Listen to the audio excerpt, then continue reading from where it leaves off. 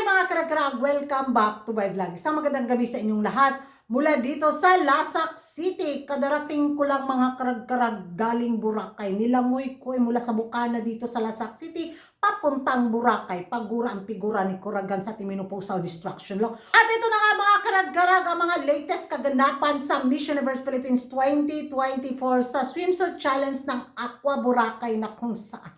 Kumusta naman yung mga paano nyo dyan, reaction nyo sa mga kandidatang nagrampahan ng unexpected na, ay, wow, uy, uy, nasubrahan, o, diba? Ganon yung mga pa-eksena. Tapos, nung in-announce yung mga winner, mga karag-karag, ay, yung host ba, naawa ako. Yung announcer, bitaw, na kumakasigaw, para bang wala na siyang bukas. Para bang katapusan na ng kanyang mundo. Grabe yung energy niya, inom siguro siya fighter, kulapo, sabuog, tanduay. Talagang binuhos niya yung ano niya, yung energy niya, bitaw sa pag-announce ng winner. Sana tinawag niya, Minupusan Province, Kuragan! Wala. Nga, ligwak si Kuragan, hindi nakapasok sa swimsuit challenge ng Aqua Boracay. O, kumusta kaya yung boses niya pagkatapos, no? ng pa-event na to, siguro hindi na yung makapagsalita bukas sa sobrang paos. Grabe naman kung parang naawa ko sa kanyang liig, sa kanyang mga kaugatan, bitaw sa liig, mga karag-karag na muntik na mas siguro magputulan ba na, grabe yung sigaw. Ano pa yan, sir? Grabe si sir.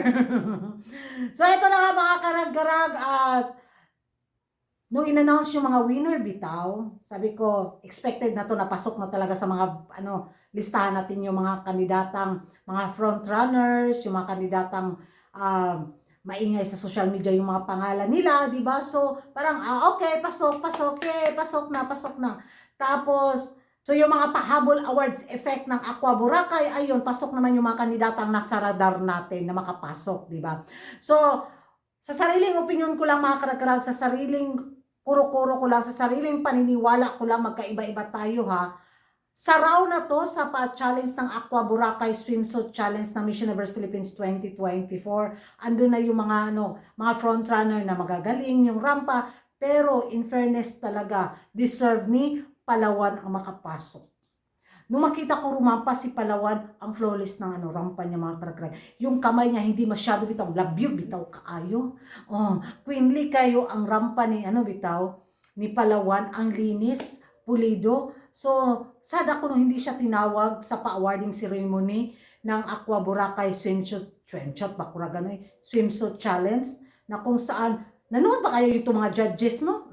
Yun talaga nung paisip ko ba.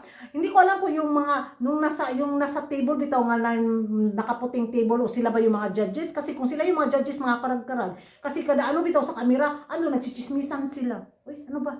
Tingnan nyo si Palawan. Yun yung ko, magiging reaction ko mga karag-karag. So, may mga kandidata masasabi ko na nakapasok doon sa pa-awarding nila na dapat spot yun ni Palawan Pero, ewan ko kung nakita ba talaga ng mga judges or hindi lang talaga nila bit yung rampa ni Palawan. Pero base sa sariling gusto ko lang, sa sariling opinion ko lang, Palawan, nail this round. Unsa ba Kuragan ay nail this round ba basta bita ko gyud sa Palawan na makapasok ka ato nga time. Di ba? Kasi kung pag balansihin natin yung nila, yung rampahan nila sa swimsuit, wala kumimbot din naman talaga si Palawan.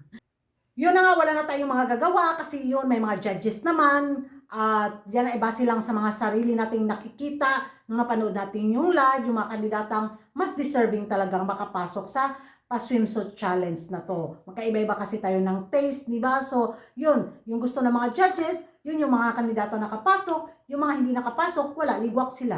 Goodbye. See you sa May 22 sa mga final bitaw kung mag-align yung kapalaran nila or hindi. Pero sa round na to medyo biased yung pag-judging ng Aqua Boracay. Kasi Palawan deserves sa spot. Yun lang yung magiging reaction ko mga karag-karag. Ewan ko sa inyo kung ano yung masasabi ninyo at kung ano yung magiging komento ninyo sa Aqua Boracay Swimsuit Challenge ng Miss Universe Philippines 2024. Mag-ingay tayo sa comment section mga karag-karag kung magkapareho ba tayo ng opinion or hindi. Magrespetuhan na lang tayo dito at thank you for watching. Kung hindi ka pa nakapag-subscribe sa YouTube channel ko, don't forget to like and subscribe. Kuragan Karag, ang babaeng lagi ng karag-karag. And see you in my next vlog. Bye-bye!